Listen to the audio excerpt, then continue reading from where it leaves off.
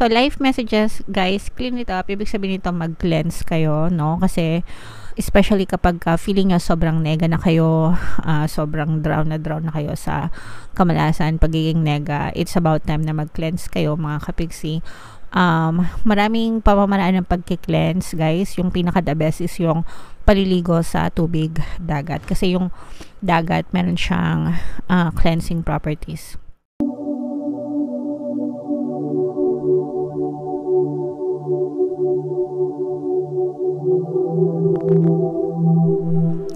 Hello guys, hello Cancer. Welcome back to Pinoy Pixie Tarot. Ang pamagat ng episode natin for tonight is OOTM, Oracle of the Month, para ngayong November, para sa Cancer, Sun, Moon, Rising Sign, and Venus. Meron tayong tatlong set ng decks dito guys. Ito yung para sa spiritual message nyo, ito yung sa life messages, and then ito naman yung para sa love life. Combination ng positive and negative energy, general reading lang, pwede mag-resonate, pwedeng hindi. Unahin natin yung spiritual messages guys.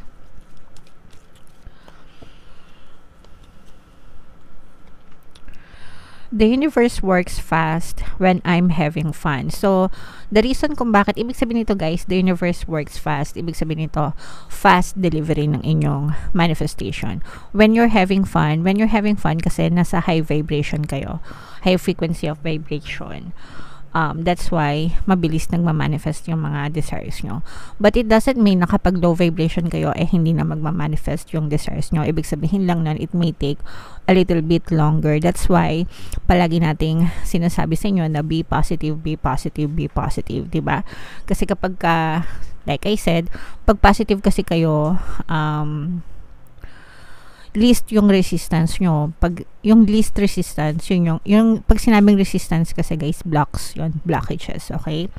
Pag least yung resistance nyo, konti yung resistance, konti yung blocks nyo, high vibration, doon kayo mas nakakita ng mabilis na resulta sa mga bagay na minamanifest nyo. So, sometimes kapag wala kayong resistance doon sa gusto nyong i-manifest, sometimes it can come instantly, no? Ibig sabihin parang just a couple of minutes or a couple of hours, nakita agad kayo ng minamanifest nyo. Pero it's a different story if you have like a negative history or story behind the thing na gusto nyong i-manifest. Let's say for example, gusto mo magkabalikan kayo ng person mo, yun yung minamanifest mo, pero you have a lot of negative stories with your person, palagi kayo nag-aaway, let's say, naka-experience ka ng cheating, lying, betrayal, ganyan. So you have to work on those blocks kasi mga balakid yun bago ka makita ng resulta. And sometimes it's hard to think positive, diba? Kapag maraming negative circumstances, okay? Pero it doesn't mean guys, like I said, it doesn't mean na hindi nyo makuha yung desired result nyo. It may take a little longer, and even if you don't feel positive, as long as you put in the work, mga kapiksi, pwede pa rin mag-manifest yung mga gusto nyo. What do you mean? Kapiksi, ano ibig sabihin mo if you put in the work? You persist on your desire. You focus your attention dun sa desire mo. Hindi dun sa hindi mo gusto. Kasi kapag yung attention mo nandun sa desire mo, syempre you will feel positive, diba? Kahit hindi pa siya nangyayari ngayon, pero fin-focus mo yung attention mo sa desire mo, syempre, maganda yung mararamdaman mo. What if nasa ka na to? What if nag-manifest na to? What if nandito na siya, diba? So, positive yung mararamdaman nyo. So, that's how you put yourself in the state of already receiving para maging positive yung nararamdaman nyo, and therefore, mas mabilis kayong makakita ng manifestation nyo. Alright? In short, mga kapiksi, avoid yung negative, no? Avoid yung pagiging negastar, avoid yung pag-overthink, no? Kung nag-overthink din lang kayo, mag-overthink na kayo positively, wag sa negative. Okay? Kasi the more na nag-overthink kayo negatively, the more na hinaharangan nyo lang yung manifestation nyo. Alright? So, hindi ko alam kung naintindihan nyo, but just in case naintindihan nyo, comment down below. And, nagtuturo ka ng konsepto and techniques ng pagmamanifest, guys. Kapag member na kayo sa ating dito sa ating member membership sa YouTube. I-click nyo lang yung join button sa lahat ng gusto mag-members. Yung join button sa video na to o kaya dyan sa ating homepage. Pag member na kayo, magkakaroon kayo ng access dun sa mga videos ko regarding manifestation using the power of your subconscious mind and law of attraction. Yan yung tinuturo ko dun, mga kapiksi. Alright? Okay. So, yeah. Have fun, be positive para mag-manifest yung mga desires nyo. So, dito naman sa life messages, guys. Buno tayo ng dalawa. Habang sinashuffle ko ito, panoorin nyo muna itong video natin regarding sa ating paano mag-manifest ng abundance video course. Kapiksi, sawa ka na ba sa mga struggles at hirap sa buhay mo? Masipag ka ba at masikap sa buhay ngunit hindi ka pa rin umaasenso? Ilang beses ka na bang nag-attempt magnegosyo at mag-invest pero palagi ka pa rin nalulugi? Sa pagkakataon na ito ay maaaring may subconscious beliefs ka na nagiging balakid sa iyong pag-unlad at pagyaman. Introducing, paano mag-manifest ng abundance video course.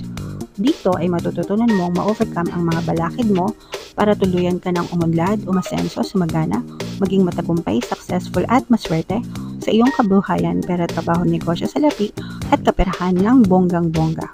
Dali, mag-send na ng email sa pinoypixitaro@gmail.com at simulan na ang iyong pagyaman ngayon. Alright, so gusto mo bang yumaman? Kapiksi, kung gusto mong yumaman, umunlad at umasenso ng bonggang-bongga, mag-avail ka na ng course kasi sobrang ganda talaga niyan.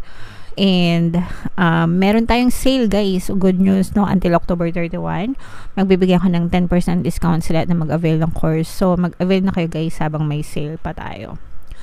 So, life messages, guys, clean it up. Ibig sabihin nito, mag-cleanse kayo, no? Kasi, especially kapag feeling nyo sobrang nega na kayo, sobrang drown na kayo sa kamalasan, pagiging nega, it's about time na mag-cleanse kayo, mga kapiksi.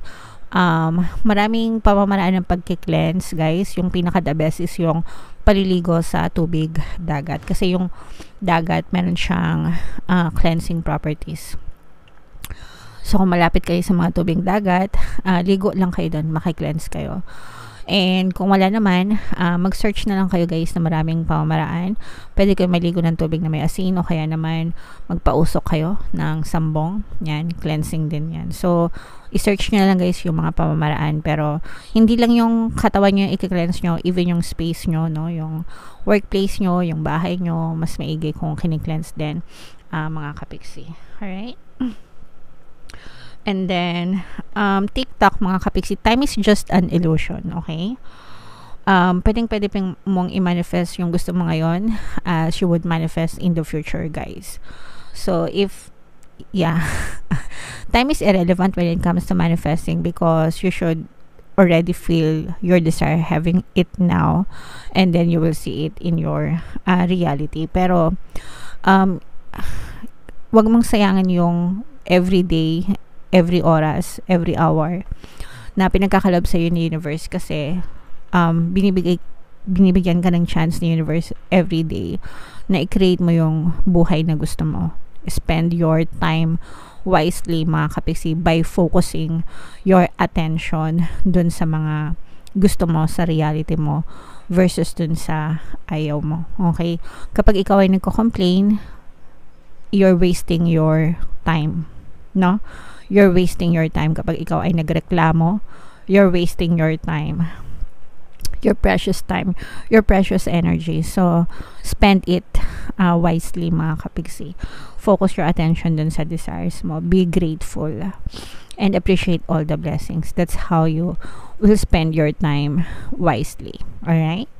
Okay. Comment down below, guys, if naka-resonate kayo dyan. And then, yung last na message natin is, ito naman sa love. Titingnan natin yung mga nais sabihin sa'yo ng iyong partner or specific person. Habang sinashuffle ko to, guys, naka-flash sa screen nyo yung ating email coaching, Manifest Your Desires Using the Law of Attraction. If meron kayo mga specific na gusto nyong i-manifest, pwedeng love and relationship, pwedeng money or career, pwede kayo magpabook ng email coaching session with me. Mag-send lang kayo ng email sa pinoypixitaro@gmail.com. So, ito yung mga messages para sa'yo ng person mo. For some of you guys, maaring hiwalay na kayo nitong person mo. No contact, ghosted. Pwedeng in a relationship pa kayo, pero on the rocks na yung inyong pagsasama. sabi ng person mo, we both know I am not the one for you. It's time for me to heal now. So feeling ng person mo, parang para sa kanya, alam nyo parehas na hindi talaga siya yung person para sa'yo.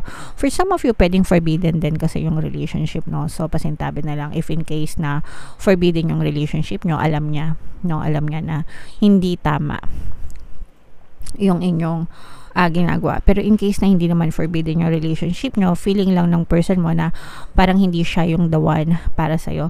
Maraming factors, guys, no? Pwedeng religious factors, diba? Pag may mga cases na sa mga religion, kapag hindi mo sila ka-religion, bawal, diba? And then pwede rin na ayaw ng parents, ganyan, or parang pinagkasundo, di ba may mga arranged marriage. Until now, guys, no, nangyayari pa rin yan kasi may mga nababasa pa rin akong comments na sa mga kapiksi natin na arranged marriage yung kanilang mga person, especially if sa ibang lahi, very common yun. So, maaring ganon, maaring may ganon kayong setup, mga kapiksi, or baka parang hindi niya lang kayang ibigay sa'yo yung mga hinihiling mo, ganyan, and para sa kanya hindi talaga siya yung the one for you. And this person is undergoing ng kanyang healing process. Pwedeng may mga childhood traumas din itong person mo, kaya parang hindi pa siya ready, no, to commit, or hindi pa siya ready sa relationship talaga because pwedeng naghihilom pa rin siya dun sa kanyang childhood trauma. So if in case na naka-resonate kayo, guys, bigyan nyo yung person nyo ng time and space kasi kailangan nyo yun para sa sarili niya because siya yun yung problema, feeling niya siya yung may problema. And especially when it comes to healing, we can only do so much for them, pero sila pa rin yung kailangan na address nung sarili nilang healing the way na kayo din, if kailangan nyo mag-heal, kayo lang din yung makakatulong sa sarili mo. So it's the same for them. Sila lang din yung makatulong sa sarili nila. So let them be. Kumbaga, wag natin silang madaliin, hayaan natin sila. And if you really want them, just pray, no? Pray and affirm, and pwede kayong makinig ng mga subliminals if you want to manifest them back in your reality. Alright? Okay, so comment down below, guys, kung saang mensahe kayo naka-resonate. Dito ba sa spiritual message, dito ba sa life, or dito ba sa love life? Comment down below, mga kapiksi. Yeah, ito yung ating 2024 kapalaran, guys. Kung hindi nyo pa napapanood, panoorin nyo na. Super nice, super ganda. And ito naman yung ating success stories ng paano mag-manifest ng abundance video course. Thank you for liking, sharing, and subscribing, guys. And see you again next time. I love you all. Have a nice day. Bye-bye.